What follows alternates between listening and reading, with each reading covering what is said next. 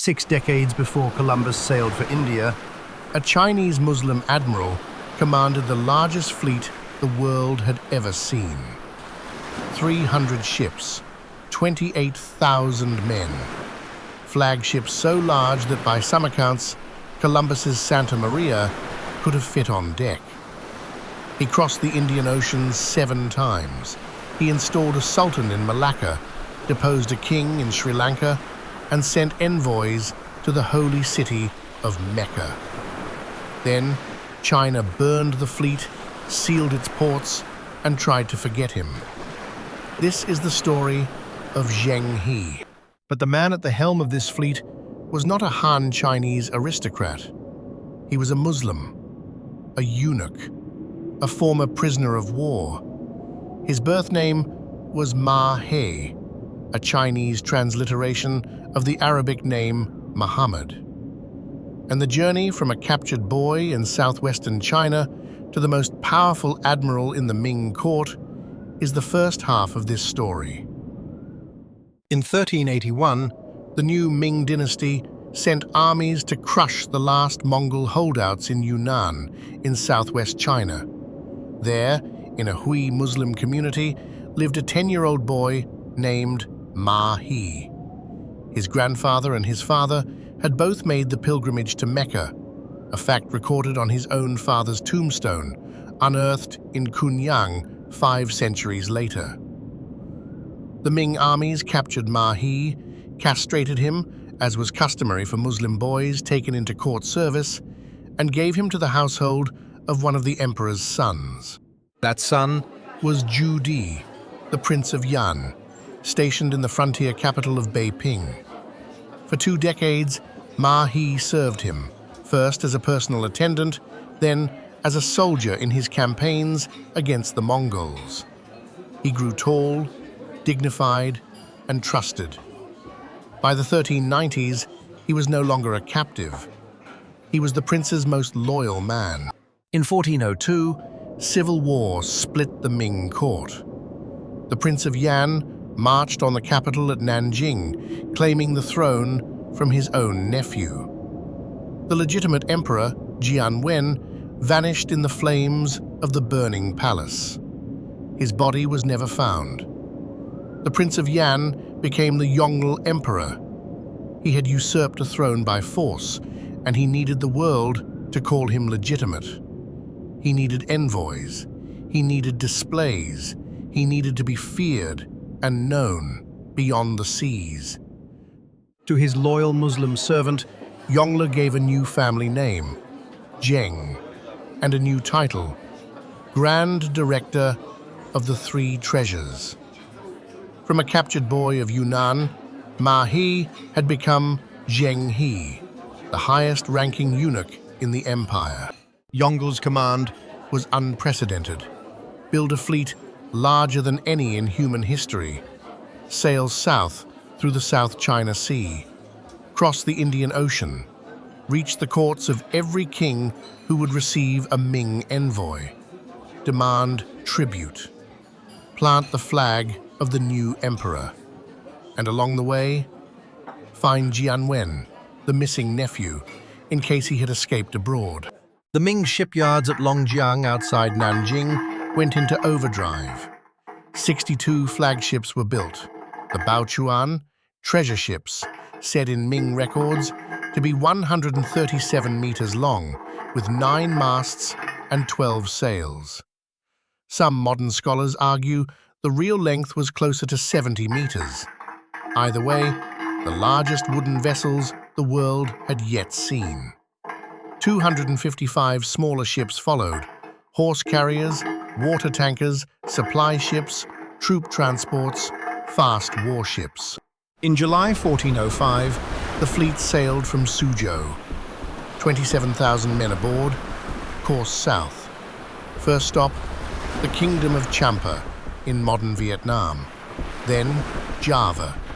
Then the Strait of Malacca, the choke point between the South China Sea and the Indian Ocean, the gate the rest of the world wanted into China. On the northern tip of Sumatra, Zheng He came to Samudra Pasai, the first Muslim sultanate in Southeast Asia. Ibn Battuta had visited 50 years before. Now, a Muslim admiral arrived, flying the banners of the Emperor of China. The Sultan welcomed him. The first piece of the puzzle clicked into place. Ming China would not deal with the Indian Ocean only through Confucian protocol. It would deal in part through Islam. Down the strait, at a small fishing village near the mouth of a river, Zheng He met a Hindu Buddhist prince named Parameswara, a fugitive from Sumatra trying to found a new city. Zheng He took him under Ming protection. In Yongl's name, he made Malacca a vassal, a city-state under Chinese guarantee. Within a generation, Malacca would convert to Islam, take a Muslim name, and become the richest port in Asia. The seed was planted on Zheng He's first voyage. Further on, at Palembang in southern Sumatra, the fleet was ambushed by Chen Zuyi, a Chinese pirate who had carved out a kingdom on the strait. Zheng He's warships destroyed his fleet, captured Chen, and brought him back to Nanjing in chains. He was beheaded. The Strait of Malacca, choke point of half the world's trade, was now open under Chinese guarantee. The fleet pushed across the Bay of Bengal to Calicut on the Spice Coast of India. Here, Zheng He set up a stone tablet calling Calicut a great country of the Western Ocean, a blessed land.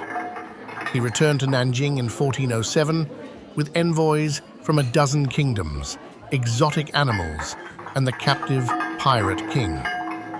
Yongle was pleased. The second voyage, 1407 to 1409, returned the foreign envoys home and pushed deeper. The third, 1409 to 1411, took Zheng He back through Malacca and on to Ceylon, the rich Buddhist island we now call Sri Lanka. On Ceylon, the local king, Alagonakara, tried to ambush the fleet for its treasure. Zheng He had landed inland with 2,000 troops. When the Ceylonese army turned to attack the fleet on the coast, Zheng He marched directly on the undefended capital of Kotte and captured the king himself. He took Alagonakara back to China alive. Yongle, in a gesture of imperial mercy, returned him. A new, friendlier king was installed. No Ming admiral would meet armed resistance in the Indian Ocean again. A fleet of 28,000 men was a floating city. Water ships carried fresh drinking water. Horse ships carried cavalry. Special supply vessels stored rice, beans, and dried meat. Translators were embedded with the admiral's staff. Among them was a young Hui Muslim from Zhejiang named Ma Huan, who spoke Arabic and Persian, and who would write the most detailed surviving account of the voyages, the Yingyai Sheng Lan. In 1413, the fourth voyage set sail. This was the breakthrough. Past India, past Ceylon, past every previous limit, into the Persian Gulf and the Arabian Sea. Hormuz, the trading entrepot at the mouth of the Gulf, Aden at the mouth of the Red Sea, Mogadishu on the Somali coast.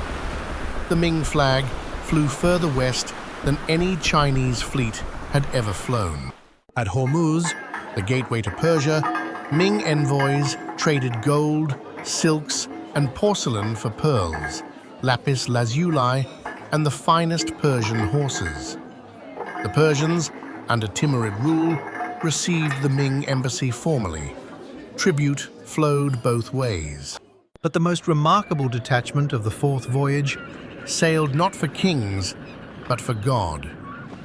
Zheng He sent a smaller squadron, by some accounts led by Ma Huan, by others by another Muslim officer, to the port of Jeddah on the Red Sea coast of Arabia. From Jeddah, the Muslim envoys made the journey overland to Mecca. They saw the Kaaba. They returned to the fleet with envoys from the Sharif of Mecca bound for the Ming court. A tribute embassy from the Muslim heartland to the Confucian Emperor of China, carried by Chinese Muslims serving a Chinese Muslim admiral. When the fourth voyage returned to Nanjing, it brought home a creature no Chinese court had ever seen.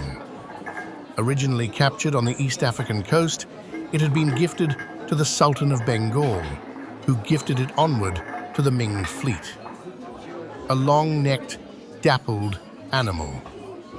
The Confucian scholars at court called it a qilin, the mythical Chinese beast that appears only when a true and virtuous emperor sits on the throne. The Yongli Emperor's legitimacy was, in that moment, divine. It was a giraffe. The fifth voyage, 1417 to 1419, and the sixth, 1421 to 1422, pushed the fleet down the East African coast. Malindi, Mombasa, possibly Zanzibar. They returned with envoys from 19 states, with ivory, with tortoiseshell, with myrrh, with frankincense, with more giraffes. By 1422, no power in the Indian Ocean, none, was outside the Ming knowledge map. In 1424, the Yongle Emperor died on campaign in Mongolia. His son, Hongxi, succeeded him and immediately suspended the voyages. The expeditions cost millions, drained the treasury, employed eunuchs the Confucian scholars hated. Hongxi was on the throne less than a year before he too died, but the suspensions stuck. A political war broke open at court. On one side, the Confucian scholar bureaucrats, the gentry of the civil service who believed China's destiny lay in agriculture, frugality, and the Confucian classics. On the other side, the eunuch faction, Zheng He's faction, who ran the navy, the foreign embassies, the great state projects, and whose power depended on the voyages continuing. The fight was about more than ships. It was about what kind of empire China was. In 1431, the new emperor Xuande sided with the eunuchs. He ordered Zheng He, now in his 60s, to lead a seventh voyage. The mission? To inform the distant lands of the new reign, to restore the network, to prove the Ming sea power still existed. Before sailing, Zheng He set up 2 stone steles, one at Liujiagang on the Yangtze coast, one at Changle in Fujian. They survive in part to this day. In his own words, he records the scale of what the fleet had achieved. More than 30 kingdoms reached across 7 voyages, stretching from the South China Sea to the Persian Gulf and the shores of East Africa. He describes the purpose: to carry the emperor's mandate to the far corners of the ocean world. And he records his own family. His father and his grandfather, he writes, were both men who had completed the Hajj, the pilgrimage to Mecca, a proud Muslim in service of a Confucian emperor's vision. The steles are the closest we can come to hearing Zheng He speak in his own voice. The seventh voyage left in 1432. It reached every port the previous voyages had touched. A detachment again sailed to Mecca. Envoys from 16 states returned to Beijing with the fleet. Zheng He, 60 years old and exhausted, died at sea on the return, by tradition near Calicut in 1433. By another account, shortly after returning to Nanjing, his body was committed to the sea. A cenotaph was built for him in Nanjing. It still stands. What followed was one of the strangest reversals in world history. Within a decade of Zheng He's death, the Ming court banned ocean-going voyages. Then it banned ocean-going ships above 2 masts. Then it ordered the shipyards at Longjiang dismantled. Then, by some accounts, Court officials burned the records of the voyages so no future emperor could resume them. The greatest navy the world had yet seen was, by imperial decree, made to disappear. 60 years later, A small fleet of Portuguese caravels rounded the Cape of Good Hope. They were 1/10 the size of Zheng He's fleet. They met no Chinese resistance. They found Malacca already a great Muslim port, already trading with the world, exactly as the Voyages had built it. Zheng He did not conquer the Indian Ocean. He networked it. He stitched Ming China to the Muslim world by ship, and when China stepped back, the network he built carried Islam, not Confucianism, across the monsoon winds. The Crescent stayed. The Ming sea power did not. If you would like more of the Islamic world and the monsoon seas that carried it, subscribe and travel with us. A new chapter every week. I'm Ahmad.